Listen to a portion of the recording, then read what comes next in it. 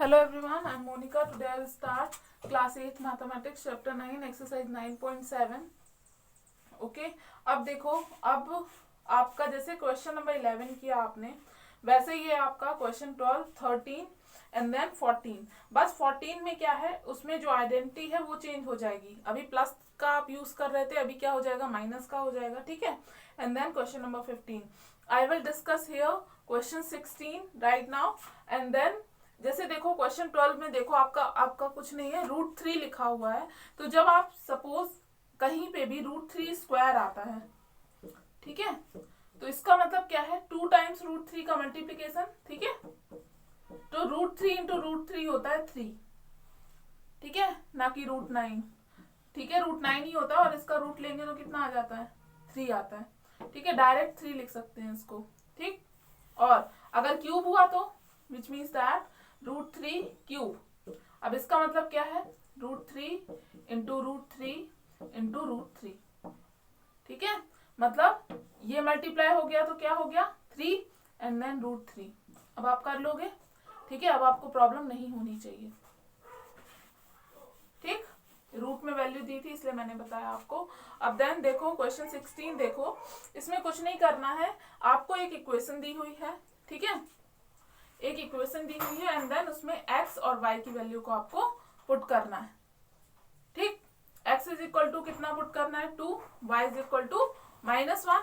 ठीक है, तो देखो यहां से 27 इंटू एक्स क्यूब है विच means that 2 cube minus 108 into 2 square into -1 x square y. ठीक है, प्लस 144 इंटू 2 इंटू -1 स्क्वायर क्यों आएगा, क्योंकि y स्क्वायर है. And then -64 into y cube which means that -1 cube. ठीक है, ये हो गया.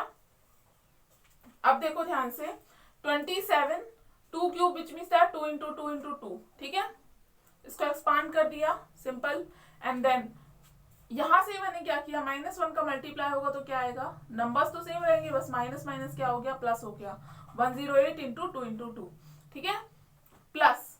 ठीक है, अब देखो 144 इंटू 2, अब -1 स्क्वायर है तो क्या हो जाएगा, +1 हो जाएगा. क्यों हो जाएगा, क्योंकि इवन पावर है. ठीक है, माइनस क्या होगा, इवन पावर में क्या होता है, माइनस प्लस हो जाता है ना, मैंने बताया हुआ है आपको. एंड देन -64 इंटू, अब यहाँ देखो ऑड पावर है तो यहाँ से माइनस आएगा तो माइनस माइनस क्या हो गया, प्लस हो गया, +64. ठीक है, क्योंकि 1 का मल्टीप्लाई आप करोगे तो 1 ही आएगा. माइनस का है तो इवन पावर है तो प्लस हो जाएगा माइनस, और अगर माइनस है तो प्लस हो जाएगा, और अगर प्लस है तो माइनस हो जाएगा. जैसे यहाँ पे हुआ, देखो यहाँ प्लस था, यहां से भी प्लस आया तो प्लस ही रहेगा. ठीक, और यहां से माइनस आया, ऑड पावर थी तो माइनस माइनस क्या हो गया, प्लस हो गया ना. ठीक, समझ गए. अब देखो, अब सिंपल आपको मल्टीप्लाई करना है. 2 2 जा 4, 2 जा 8, 27 इंटू 8 कितना हो गया, 216, प्लस 2 2 जा 4, 108 इंटू 4 कितना आ गया, 432, प्लस 4 2 जा 8, 4 2 जा 8, 2 1 जा 2. ठीक है, 288 प्लस 64. अब देन इसको ऐड करोगे आप तो कितना आ जाएगा answer, 1000. This is question number 16. And then question number 17 देखो, जो क्वेश्चन नंबर 17 है वो सेम क्वेश्चन है ऐसा ही, लेकिन यहाँ पे देखो, यहाँ पे आपका है x rise to the power 6, कोई प्रॉब्लम नहीं है.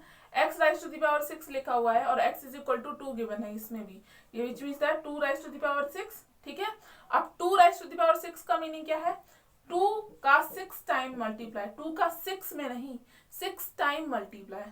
ठीक है, ये हो गया, देखो ये हो गया. ठीक है, कैसे करोगे मल्टीप्लाई, 2 2 जा 4, 4 2 जा 8, 8 2 जा 16, 16 2 जा 32, 32 2 जा 64. ठीक है, कर लोगे. ठीक है, समझ गए आप कैसे करना है. ऐसे ही सेम टू सेम देखो, y rise to the power कितना लिखा हुआ है, 6, और यहाँ पे y इज इक्वल टू 1 ही है, 1 राइज टू द पावर 6, तो 1 का कितनी बार भी मल्टीप्लाई करो कितना आता है, 1 ही आता है. ठीक है, समझ गए कैसे करना है. ये हो जाएगा सेम एज इट इज है, यहाँ क्यूब है, वहां राइज टू द पावर 6 है. ठीक, एंड देन चैप्टर नंबर 10. अब यहाँ देखो, ये जो है समरी आपका गिवन है और टेस्ट योरसेल्फ आपका गिवन है, तो ये आप करोगे. ठीक है, fill in the blanks and choose the correct alternatives, ये आप करोगे, ठीक। एंड देन इसकी जो एक्टिविटी है वो भी आपको करनी है, ठीक है, वो मैं बता दूंगी आपको, ठीक। And then today right now I will start visualizing solid shape. This is chapter number 10। अब देखो ये क्या है, ये है पॉलीहेड्रॉन्स, ठीक है। The first topic is polyhedrons. अब पॉलीहेड्रॉन्स होते क्या हैं? A polyhedrons is a solid shapes which is bounded by polygons which are called. सबसे पहली बात, पॉलीगन्स क्या होते हैं? पॉलीगन्स में क्या क्या आता है आपको मालूम होगा। जैसे हो गया पेंटागन, जैसे हो गया हेक्सागन, जैसे हो गया ट्रायंगल, जैसे हो गया रेक्टेंगल, ठीक है। ये सब क्या है? ये पॉलीगन है, ठीक। अब देखो which are called its phases. These phases meet at edges which are lines, segments, and the edges meet at vertices which are points. अब देखो इसको सिंपल एक एग्जांपल से समझते हैं। ये है मेरे पास एक मैच, ठीक है, मैच बॉक्स है, ठीक है। ये किस शेप का है? ये है क्यूबॉइड, ठीक है, ये क्यूबॉइड है। और इससे इसकी डेफिनेशन को समझते हैं। This is an example of polyhedrons, ठीक है, इससे समझते हैं। अब फेस किसको बोलते हैं? वही चीज लिखी हुई है। फेस किसको बोलते हैं? फेस बोलते हैं, अब देखो फेस आप अपना देखते हो चेहरे पे, ठीक है, चेहरा देखते हो, ठीक है, फेस देखते हो अपना किसमें? आईने में, ठीक है। तो जो एकदम सामने से दिखे, तो देखो ये वाला पार्ट जो है ये क्या है? फेस है। ये भी फेस है, ये भी फेस है, ठीक है, ये भी है, ये भी है, ये भी है, ठीक है। ये सब क्या है? फेस है। किसके? मैच बॉक्स के, ठीक है। ये सब क्या है? फेस है, ठीक है। अब देखो अब क्या है आपका सेकंड? क्या है? सेकंड है आपका एजेस। एजेस क्या है? जहां पे ये फेसेस मिल रहे हैं, मतलब ये वाला फेस और ये वाला फेस कहाँ मिल रहा है? इस लाइन पे मिल रहा ना, ठीक है। ये वाली लाइन जो है ये आपको दिख रही है, ये लाइन पे मिल रहा, ठीक है। तो इसको क्या बोलते हैं? इसको बोलते हैं एज। ये लाइन को, कौन सी लाइन को? ये लाइन को। देखो ये जो लाइन है ना, जहां पे टू फेसेस मिल रहे हैं, मीट कर रहे हैं, इसको क्या बोलते हैं? एज, ठीक है। और वर्टाइसिस किसको बोलते हैं? वर्टाइसिस मतलब ये पॉइंट्स, देखो ये पॉइंट्स, ये वाला पॉइंट, ये वाला पॉइंट, ये वाला पॉइंट, ठीक है। समझ में आ रहा है किसको बोलते हैं? मतलब वर्टाइसिस क्या है? वर्टाइसिस है पॉइंट, ठीक। एज क्या है? एज है एक लाइन, लाइन सेगमेंट। और फेस क्या है? फेस है एक पॉलीगन, ठीक है। ये पॉलीगन दिख रहा है रेक्टेंगल के शेप का, समझ गए, ठीक है, समझ में आ रहा है? ये है पॉलीहेड्रॉन, ठीक है, समझ गए। अब देखो एग्जांपल्स क्या क्या हो सकते हैं। पिरामिड, ठीक है, पिरामिड आपने 7 वंडर्स सुने हैं, वर्ल्ड के 7 वंडर्स, ठीक है, मे भी पढ़े होंगे आपने सोशल स्टडीज में। तो उसमें जो है, उसमें आपका मिस्र पिरामिड आता है एक वर्ड।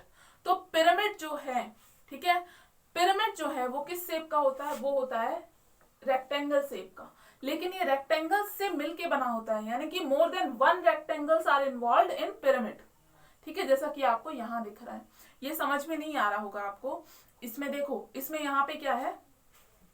5 फेसेस है जो मैंने बताया, ठीक है, 5 वर्टाइसेस है और 8 एजेस है। कौन से एजेस हैं? देखो ये वाले, ये जो है ना, इसको टोटल आप काउंट करोगे तो कितने होंगे? ये होंगे 8, ठीक। एंड देन,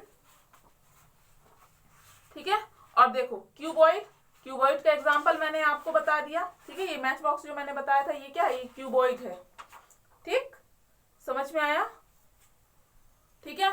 और इसमें क्या होता है? 8 वर्टाइसेस होते हैं, नहीं हो तो आप काउंट करके देख लेना, 1 2 3 4 वर्टाइसेस मतलब पॉइंट, 1 2 3 4 5 6 7 8, ठीक है, 8 है, ठीक। 6 फेसेस है, ठीक है, 1 2 3 4 5 and then this is 6 faces है।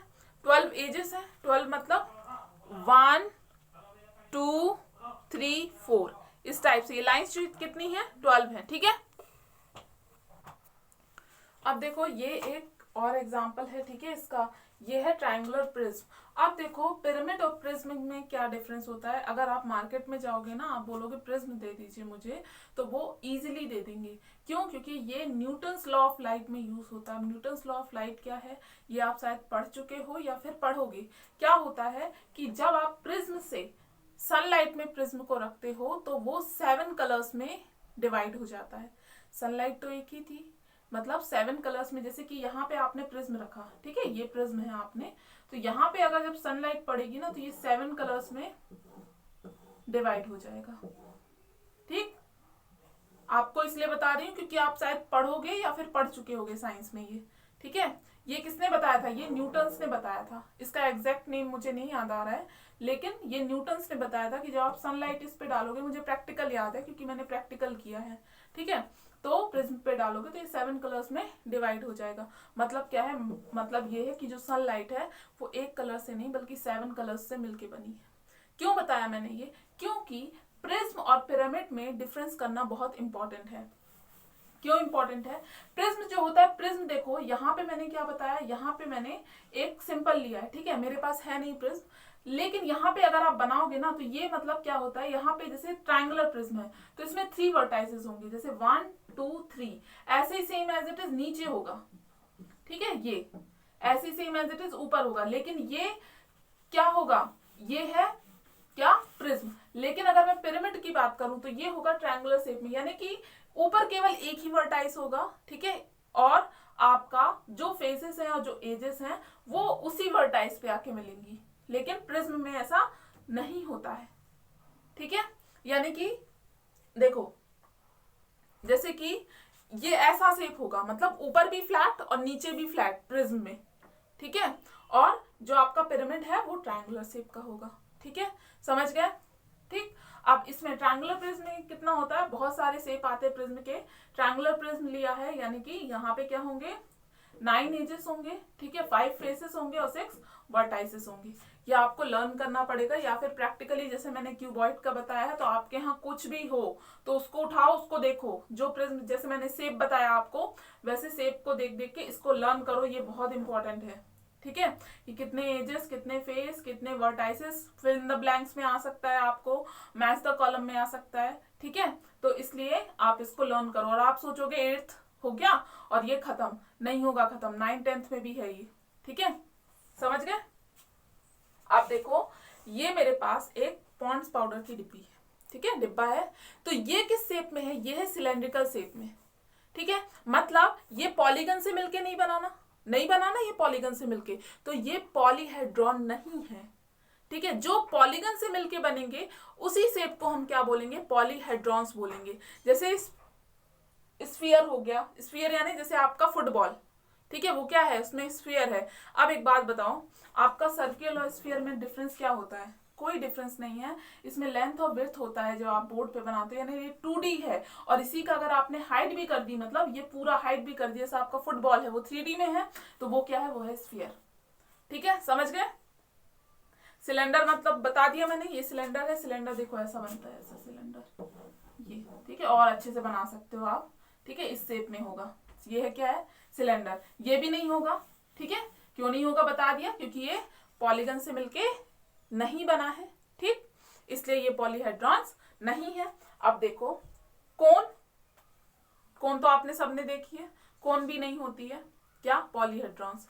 कोन कैसी होती है, कोन होती है ये, इसका में भी आपके पास क्वेश्चन होगा बुक में आपके, ये होती है कोन। ठीक है, नीचे साइड सर्किल एंड देन ये ट्रायंगल शेप का। ठीक है, ये क्या है, ये है कोन। ठीक है, ये भी क्या नहीं है, पॉलीहेड्रॉन्स नहीं है। ठीक, समझ गए? अब देखो, अब कुछ आपका शेप्स दिया हुआ है। अब देखो यहाँ पे आपका पेज नंबर 150 में जितना भी आपको प्रिज्म में दिया हुआ है, ठीक है, और पिरामिड में दिया हुआ है, ये आप याद करोगे। ठीक है, अब देखो जैसे मैंने अभी क्यूबॉइड बताया था, ठीक है, ये क्यूबॉइड बताया था मैंने, मैच बॉक्स बताया मैंने, तो ये क्या है, ये भी एक प्रिज्म है, क्योंकि यहाँ ऊपर भी फ्लैट है और नीचे भी फ्लैट है। ठीक है, अगर ऐसे पकड़ू तो यहाँ भी फ्लैट है, ये भी फ्लैट है। ठीक है, तो ये किस शेप का, ये रेक्टेंगुलर प्रिज्म है, क्योंकि ये रेक्टेंगल से मिलकर बना है, इसका फेस कैसा है, रेक्टेंगल शेप का है। ठीक है, समझ गए? अब देखो स्क्वायर प्रिज्म पता ही होगा, जैसे ये रेक्टेंगल है वैसे ही स्क्वायर प्रिज्म होगा। स्क्वायर में क्या होता है, जो साइड्स होती हैं वो इक्वल होती हैं। रेक्टेंगल में क्या होता है, जो आमने सामने की साइड्स होती हैं, ठीक है, वो अपोजिट साइड्स वो इक्वल होती हैं। ठीक है, इतना ही डिफरेंस है ना।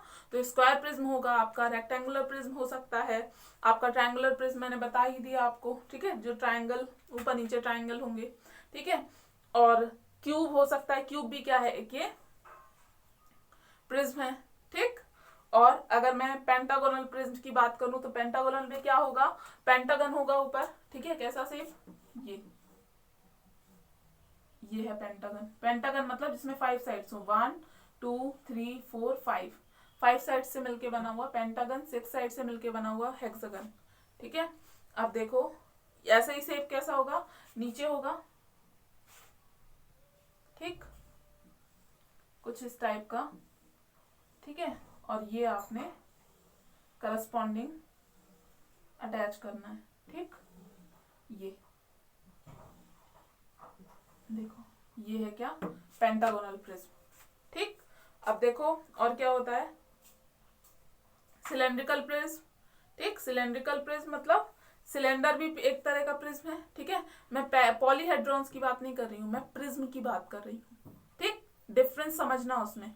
ठीक है, ये क्या है, ये भी है क्या आपका सिलेंड्रिकल शेप का है, तो ये क्या है, सर्कुलर प्रिज्म है। ठीक है, सर्कुलर मतलब प्रिज्म में कुछ नहीं है, ऊपर और नीचे का साइड एक सा होना चाहिए, वो क्या है, वो है प्रिज्म। और अगर मैंने अगर बात करी पिरामिड की, तो ट्रायंगुलर पिरामिड क्या होगा, जो यहाँ पे होगा, देखो जैसा ये। ठीक है, अब इसमें क्या करना है आपको, इसमें आपको ये जो है ध्यान से देखना। ठीक है, ये जो मैंने मिलाया ये क्या है, ये है ट्रायंगुलर शेप का। अब देखो मैंने क्या बोला था, फेस जो है ये फेसेस हैं। ठीक है, ये आपको समझ में नहीं आ रहा होगा, ये क्या है, ये फेसेस हैं। ठीक है, इसके ट्रायंगुलर पिरामिड के, और ये एक ही जगह पे जाके अटैच हो रहा है, एक ही पॉइंट पे। ठीक है, ये क्या है, ये है ट्रायंगुलर पिरामिड। एक होगा रेक्टेंगुलर पिरामिड भी हो सकता है। अब देखो अंतर क्या होता है, कुछ नहीं होता है। जैसे यहाँ पे ट्रायंगल है ना, जैसे ये बेस है, तो बेस ही को चेंज करते जाओ पिरामिड में। अगर आपका बेस जो है वो ट्रायंगल है तो ये ट्रायंगुलर पिरामिड। ठीक है, अगर आपका बेस क्या है, रेक्टेंगुलर है तो वह रेक्टेंगुलर प्रिज्म। ठीक है, स्क्वायर है तो स्क्वायर प्रिज्म। ठीक है, not prism, it is pyramid. ठीक है, और आपका वन ही पॉइंट पे जाके ये अटैच होगा। ठीक, समझ गए। ठीक है, चलो अब स्टार्ट करते हैं। अब एक और है यूलर्स फॉर्मूला, ये इंपॉर्टेंट है। ठीक है, चलो बताते हैं, जब क्वेश्चन आएगा तब बता देंगे। अब देखो क्वेश्चन नंबर फर्स्ट देखो 10.1 का, find the number of faces that the following solid have. अब रेगुलर ऑक्टाहेड्रॉन, ऑक्टा मतलब ऑक्टा विच मींस दैट 8। ठीक है, और नंबर ऑफ फेसेस आपको बताने हैं, तो इसमें कितने होते हैं, इसमें होते हैं 8। ठीक है, अब देखो हेक्सागोनल पिरामिड। ठीक है, अभी मैंने बताया था आपको हेक्सागोनल पिरामिड में कितने होंगे, 7। ठीक है, नंबर ऑफ फेसेस। अब देखो इसको आपको ड्रॉ करके देखना पड़ेगा। ठीक है, या फिर प्रैक्टिकल देखना पड़ेगा, अदरवाइज आपको समझ में नहीं आएगा। ठीक है, आप देखो जो मैंने आपको 7 बताया, ठीक है, फर्स्ट का सेकेंड। अब देखो find the number of vertices the following solid haves.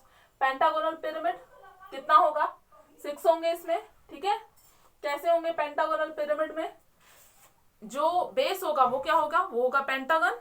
ठीक है, मैंने बताया था पेंटागन में कितने होते हैं, 5 वर्टाइसेस, 5 आपका एजेस।